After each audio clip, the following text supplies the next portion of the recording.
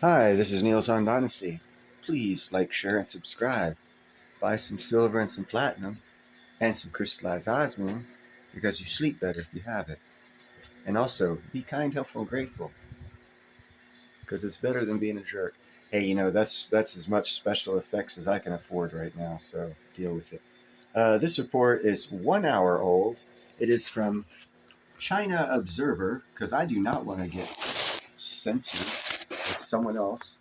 Philippines soldiers target Chinese Coast Guard who backed down in Asia Pacific CCP deadly stealthy retreat.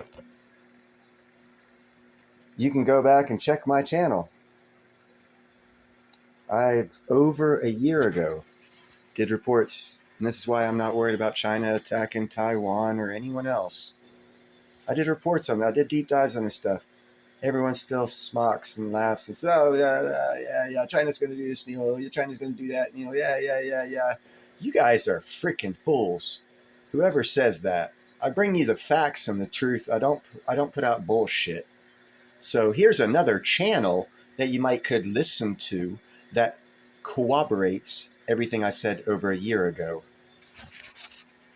The mighty Chinese soldiers is losing ground and hitting a wall everywhere. On May 19th, the Philippines was resupplying the stranded ship Sierra Madre. The Chinese Coast Guard went to surround it and found that at least 2 personnel on the Philippine warship were wearing black hoods and patrolling on the deck with guns, and even pointed their guns at the Chinese Coast Guard.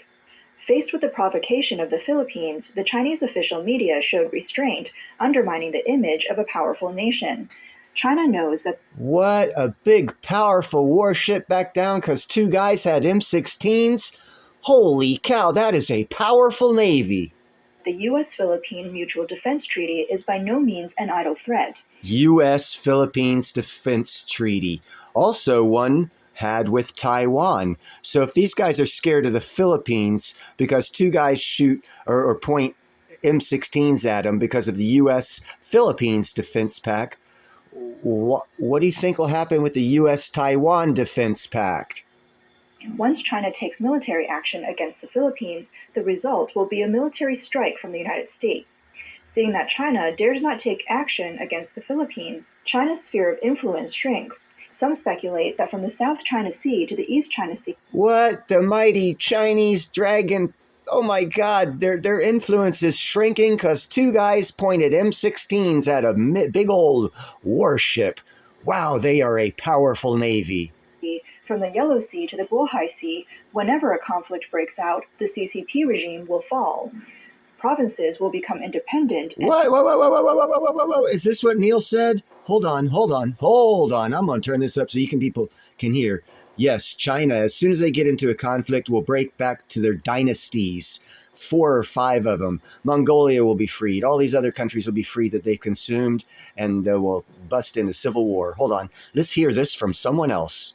East China Sea, from the Yellow Sea to the Bohai Sea, whenever a conflict breaks out, the CCP regime will fall.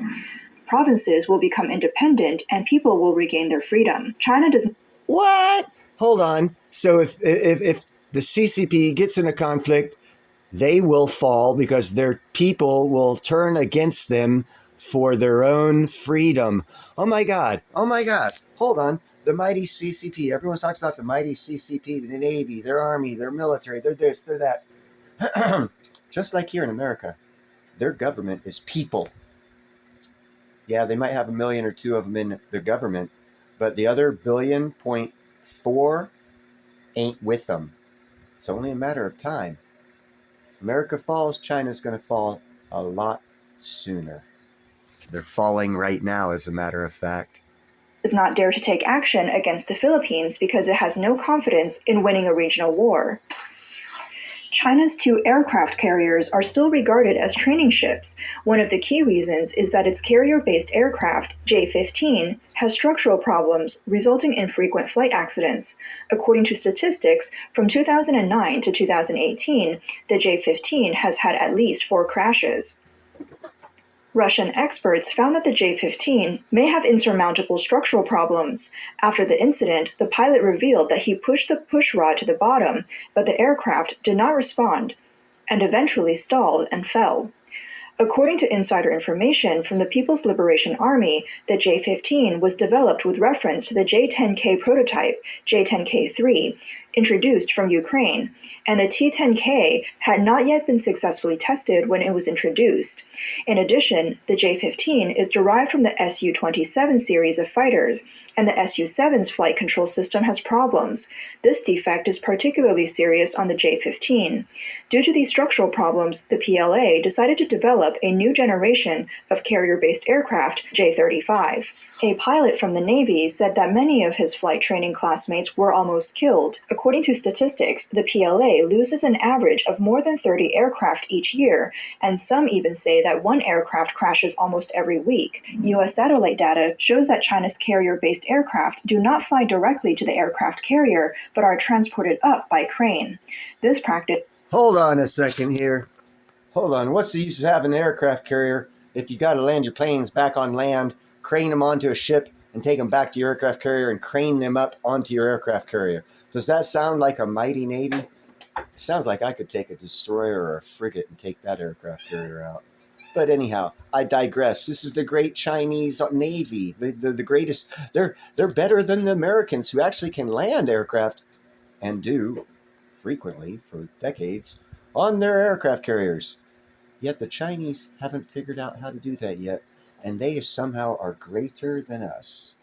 Uh-oh, we got a fight going on here.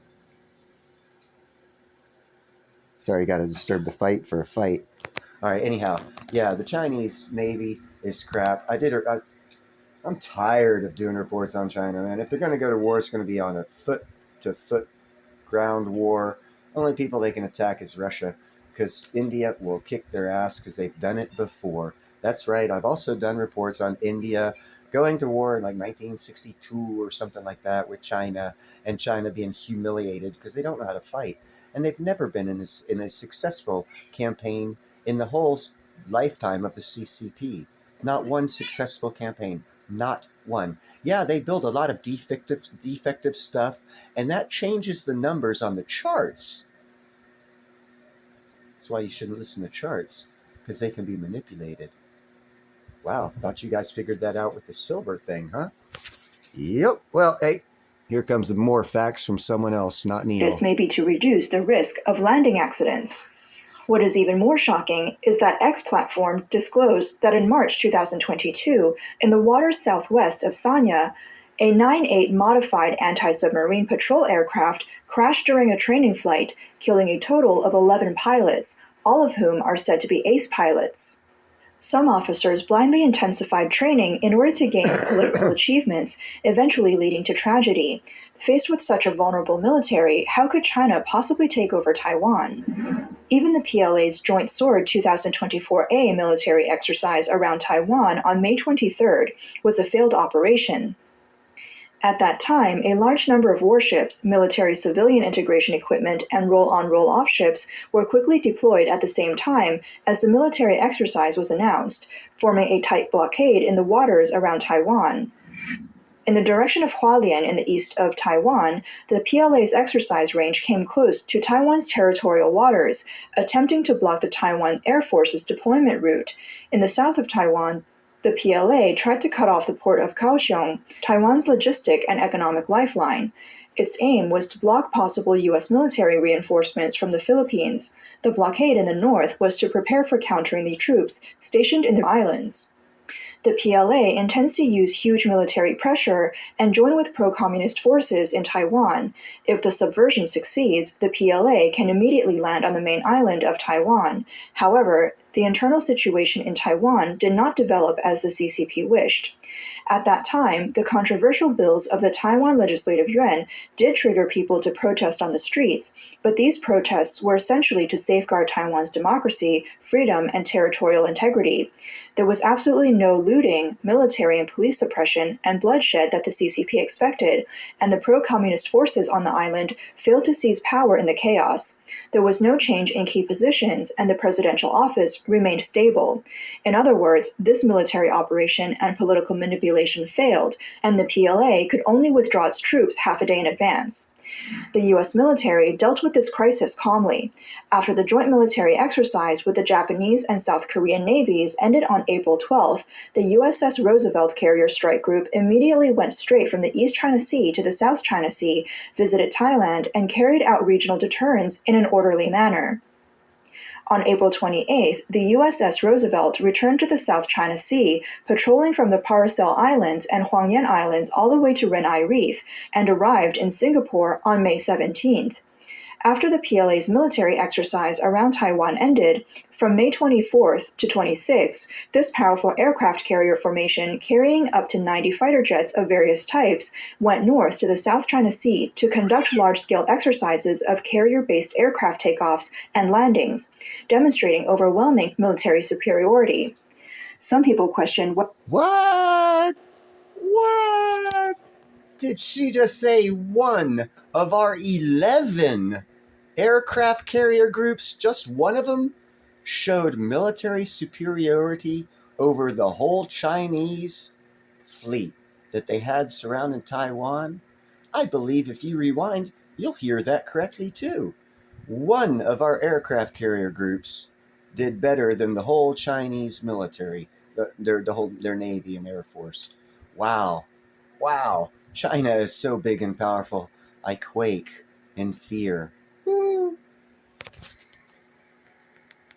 whether the USS Roosevelt should have entered the Taiwan Strait directly, but insiders revealed that the U.S. military had noticed the for a limited time movement several weeks ago and judged that the troops around Taiwan were limited this time. The PLA's movements seemed more like political pressure rather than a full-scale offensive. From this Taiwan Strait crisis, we can clearly see the gap between China and the United States in the military game. Although the CCP is powerful, it lacks the courage and ability to fight. The U.S. military has resolved the crisis and stabilized the situation. The CCP's setback in the Taiwan Strait reflects the strategic dilemma it faces globally. Recently, the CCP's anti-US alliance around the world has suffered major setbacks, one after another. Putin originally hoped that NATO would not directly intervene in the Ukrainian conflict, but the reality is that NATO countries are not only prepared to send troops to support Ukraine, but also allow Ukraine to use NATO weapons to attack the Russian mainland. Putin knows that continuing the war will be difficult, so he can only call for peace talks and hope to reach a compromise through diplomatic means. Another ally of the CCP, Iran, is also in deep political crisis. On May 19th, Iranian President Raisi died in a plane crash. This hawkish figure advocated confronting the United States and developing nuclear weapons. His death has made the Iranian nuclear issue more complicated. Moderates hope to take this opportunity to ease relations with the West, while hardliners vow to carry on Raisi's legacy and accelerate the development of nuclear weapons. Iran is scheduled to hold a new presidential election on June 28th. The ruling and opposition parties are engaged in a fierce game over the transfer of power. With all this, it is difficult to mind Middle East affairs and Gaza. Especially in June, Hamas leader Sinwar was arrested and brought back to Israel for interrogation, making his supporters in Beijing uneasy. Faced with the successive setbacks of its allies, the CCP tried to divert the attention of the United States by creating tension in the Taiwan Strait and relieve pressure on Russia, Iran, and other countries. But it turns out that this approach not only did not help its allies get out of trouble, but also exposed the CCP's own strategic weakness. Okay, guys. I'm so tired of hearing how weak they are and how pathetic they are as a military force. And oh, by the way, isn't Iran, China, and Russia all the weak ones they just pointed out would have internal problems worse than America? Aren't they all part of BRICS? Oh my God, they are. But don't worry. With all the civil unrest going in all those three countries and all the embarrassing things that are going on, they will unite, because not only are they losing their asses on their own fronts, they'll win against us. Hold on, wait. They're losing by proxy to us. But if they confront us directly, they'll win. Go BRICS! Go BRICS! Go BRICS! Go BRICS!